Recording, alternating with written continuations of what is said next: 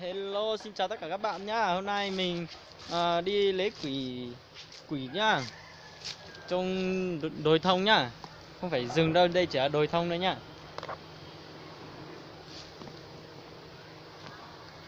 Lấy ở đây không thành công, bây giờ lên rừng để lấy ở trên rừng nhá.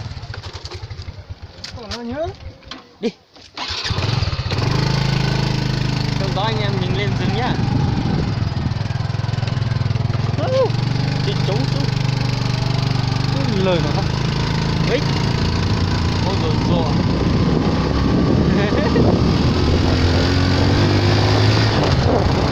Xem lên rừng đèn tí có được cái nào nhá.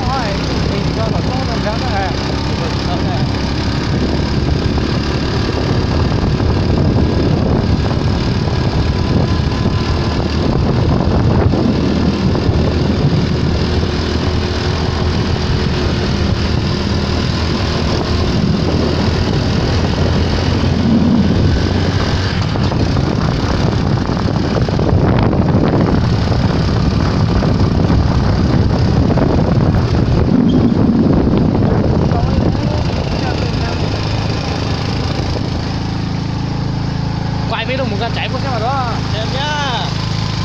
Anh em xem một con trải nhá. Đây nhá. Chuyện bật thang các kiểu đây nhá.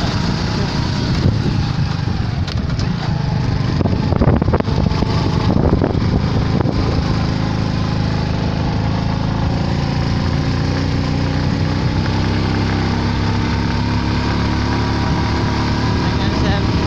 Đường này là đường lên chế tạo nhá, đi chế tạo nhá. Cái này chào tàu rồi cứ gần này nó gì á. Đã chế với đã tao rồi kia.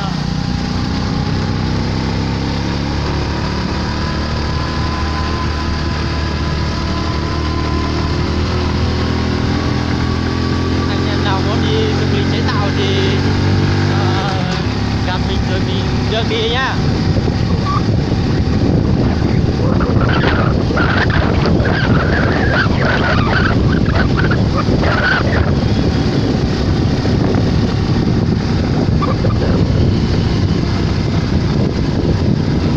Cà phê đây.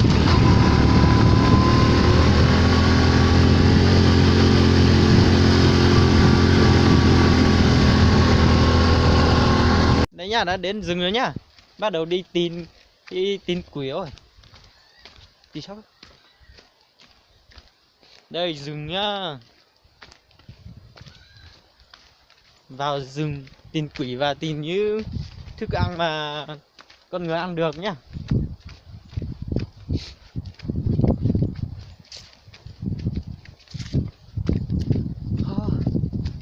Trên này có gió này cũng lạnh lạnh. Không như ở dưới kia. Đây là đào cái gì ấy, người đào cái gì ấy. Như là chuột sao? Lóp cái gì sau tôi thì chỉ sau có thôi à. Thì sau có son gì thì họ rồi.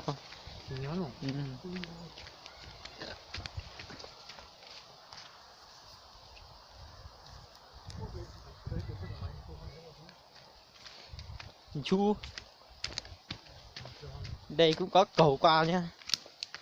Cái đường nhỏ thế này nhưng cũng có cầu nhá.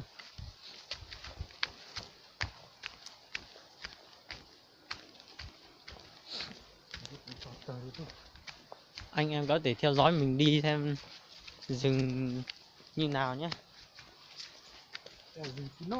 Chưa chứ một tờ ly số à. Nó vắng về này chứ. Trên này vắng vẻ lắm nhá anh em nhá. Không như ở dưới nhà đâu nhá. Hả? Mừng thích tôi số à. Hình như đây người thường hay đi tìm quỷ đi sao cũng không có nhá. Do vui tỏ chế thì muốn lùa thì do lùa như không ta. Nhà có đấy. Nhà có chỗ hả?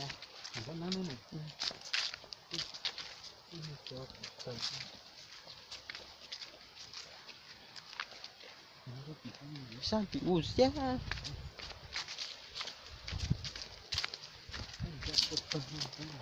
Hả? Mong có cái tờ cái người ở đây chăm chỉ quá nên bây giờ không có quỷ ở đây để nhặt đâu nhá. Mình phải đi tìm cái đồi bên kia xem có không. Gió chỉ phan vậy.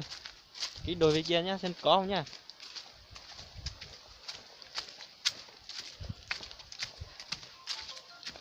Đây là cuộc sống trên bảng người Mông thôi nhá.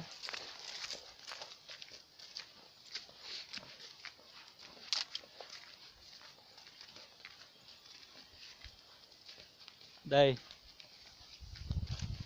ruột bậc thang một căn trải nhá anh em nhá.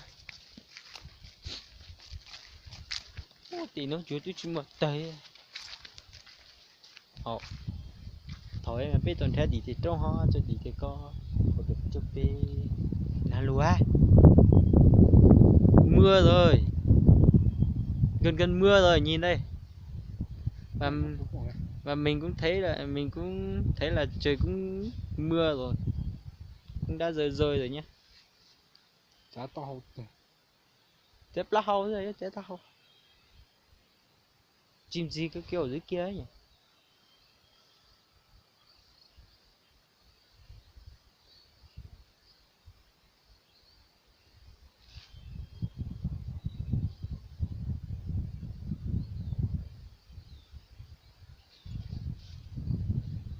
Mà muốn hết được lên ăn lui hết chưa.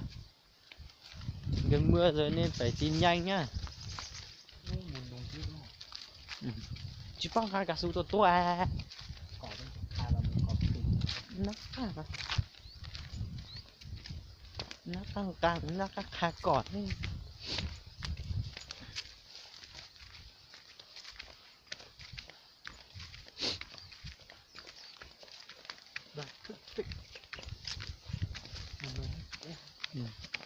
Mà nó khổ cái hả?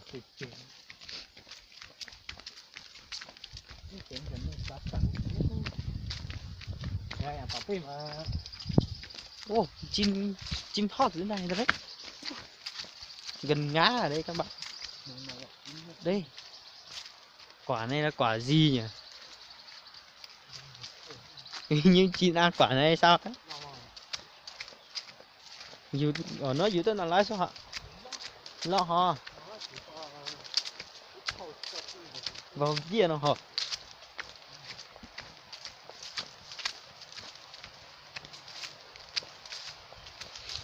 Đến đây rồi. Tụi này tụi chế này. Ôi tôi chết tỏ hấp bò đấy. Khô mà. Mua lụt đấy vậy. Đây mà tiểu. Nó to nó sao nhá. Tụi cái toàn là toàn Tụi chế hết. có tụi vậy. Mà tiểu. Nương. Đây là nương. Đây cũng có quỷ rồi nhá. Chỉ do vậy. Chỉ do khốt tay vậy chết rồi. Mới chế. Như thế mà tôi giữ thọc tôi mới to được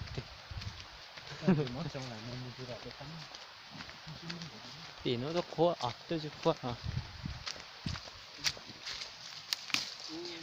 làm gì thôi. Cây này gọi là cây gì á anh em? Không biết như cây này ăn được nhá. Ăn lói đấy nhá. Nhưng có ăn cái vỏ cây tí đi mong bụng chết đấy.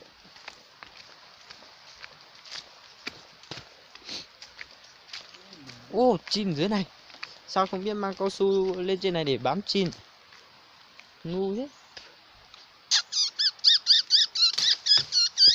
Ô tôi dạng à. Chim gì bên kia to ấy. Chơi lý có vui chẳng. Hải lụt số rất ra hải lụt mâu.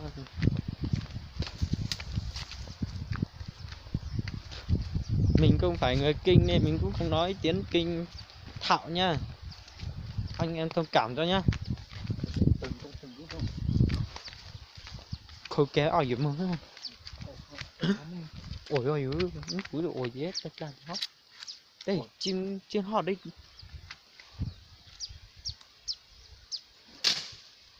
Tao vui luôn.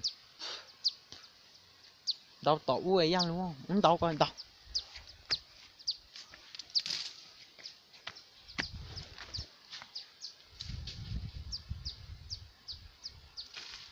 Đi.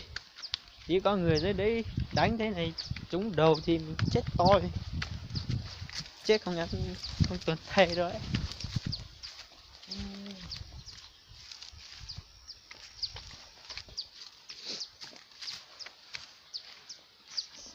Hình như người chặt hết rồi sao, chắc là mình đi sau thế này chắc mình không được đâu quá. Người chặt hết rồi sao ấy. Chẳng còn nữa. Một quả ổi kìa. Sao không chả? Có mấy một quả đủ cho một người thôi chứ hai người ở đây chia sao được nhỉ? Ăn ổi đã. Đây nha. Đây nha, suối mà năm ngoái mà bị lũ lụt kia đấy. Lũ lụt tại một con chảy nhá, đây nha. Anh em xem nhé. Đi xem cái tháp, không phải cái tháp mà cái mấy cái đá bên này. Đi tìm đá mang đi chơi.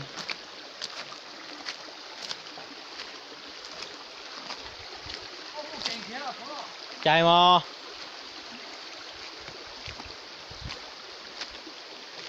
Yếu đi hết mình gì chứ. Nhìn á. Nếu rơi trong cái hang kia. Cái hang kia cũng là hang đẹp đấy. Đến sau thế này họ sẽ chặt hết, bổ hết thế này rồi. Hay là mình trộn luôn. Mình trộn mình mang về thôi nhỉ.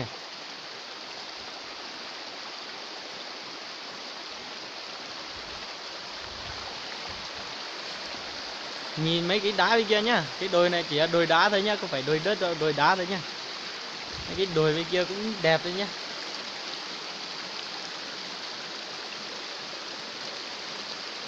Mình trèo lên trên kia, mình quay toàn bộ ở đây cho các bạn xem nhé.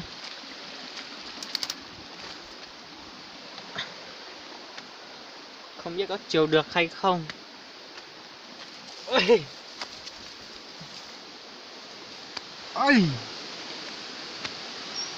Đây anh em xem, chim bay đi rồi. Đây, cái đá gì kìa, toàn đá thôi. Đây. Rồi. Đây mình leo dưới này lên nhé. Đây đá đây. Đây hồi trước đây này, mấy cái lũ lụt trước đây này. Tại vì phá rừng nhiều quá nên mới bị gây ảnh hưởng đến một con chảy nhiều đến như này nhá. Chỉ muốn tới đây quay video mà quay thì hết rồi hát không? giờ nó sẽ kéo vào trò hơi Nhiều mà quay thì hát không biết hát. Mình xuống mình vào trong khe đó nha. Cảnh anh đẹp thế này á anh em nhá, đây nhá. Anh em xem nhá, đây nhá. Đây. Không biết có cá hay không.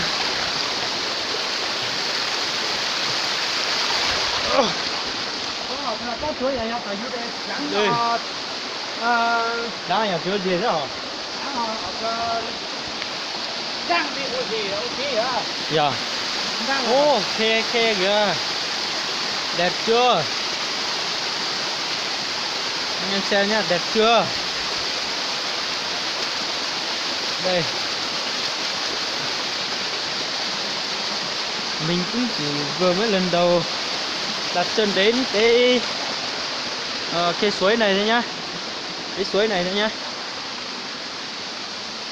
Và mình cũng chỉ lần đầu nhìn thấy cái khe đá ở đây thôi. Đây anh em xem nhé.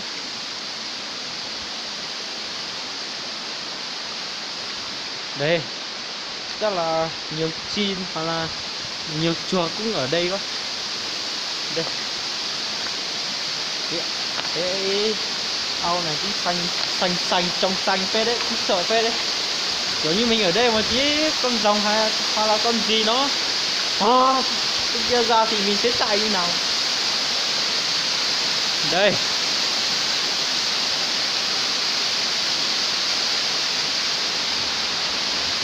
đi lấy quỷ nhưng mà không có quỷ đây, mình đi chơi thôi nhá. Đi lấy quỷ nhưng mà cũng không gọi là đi lấy quỷ hẳn, mà đây cũng chỉ gọi là đi chơi thôi.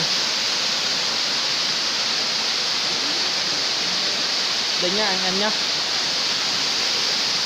Suối đây thì suối này suối trong xanh nhá, uống được nhá.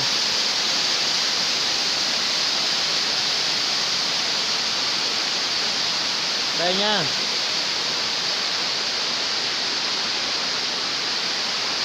Đây toàn đá thôi, đá là đá thôi nhá, không có đất ở đây đâu nhá.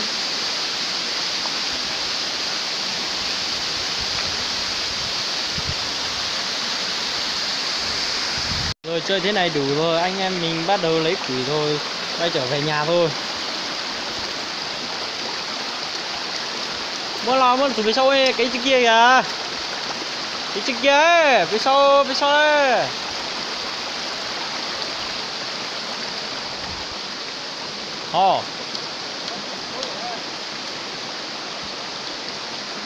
Hốt cho khô à.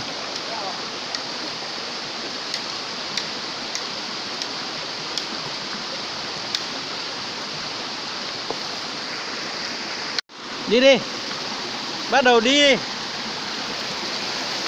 lấy quỷ rồi về thôi. Cũng đã chơi đủ rồi, chuẩn bị rồi về thôi. Trời cũng sắp tối rồi, anh em có thể nhìn đây. Đây mình xuống là xuống trên kia xuống nhá anh em nhá.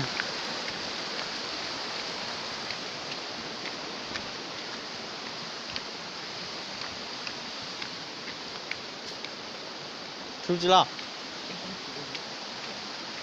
Đây quỷ đây. Wow.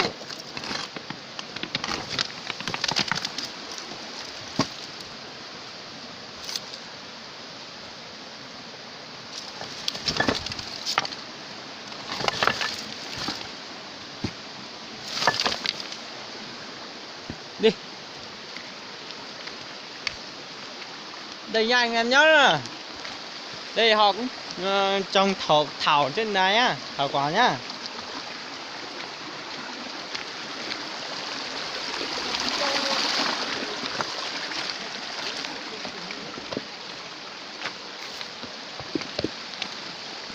Đây họ chặt hết như thế này, mình đến sau thế này thì mình trộn là nhanh thôi em nhỉ. Nhưng mà thôi không trộn đâu, họ cũng mất công mất sức để chặt cả buổi đưa băng này thôi. Mình cũng phải tin cho mình thôi. Hey, cái gì kia thấy á? Gió. Gió khóc quá. Wow.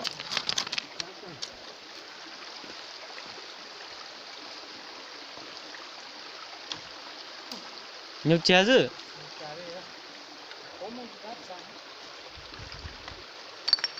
Chắc là cả buổi hôm nay của mình đi không thành công, chỉ được đi chơi thôi, không tìm được quỷ đâu. Tí hót, tí hót.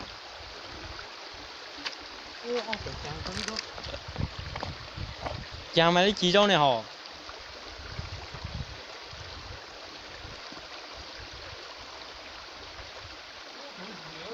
Hả? Đu. Thì mong besok kasih lah, tuh besok kasih lah.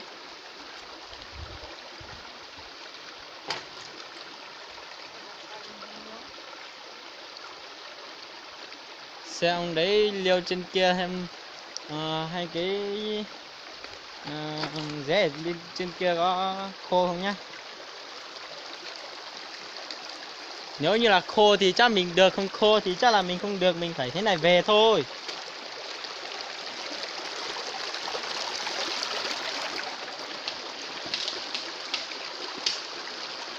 Khô rồi. Chắc tối nay mình cũng được tắm nước nóng rồi, không được tắm nước lạnh nữa đâu. Ngồi nghỉ đây rồi ông kia chặt xong về rồi mình về.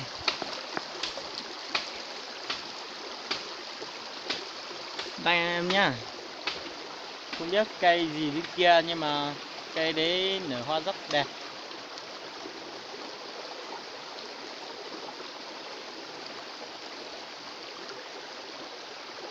Anh em có thể nhìn nhá, phong cảnh đây đẹp, rất đẹp nhá.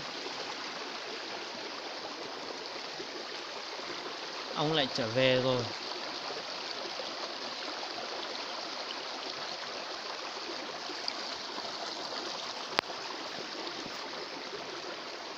Thế thôi anh em nhá, mình phải dừng lại tại đây, và nếu anh em thấy hay thì like chia sẻ comment cho mình nhá. Chào anh em nhé.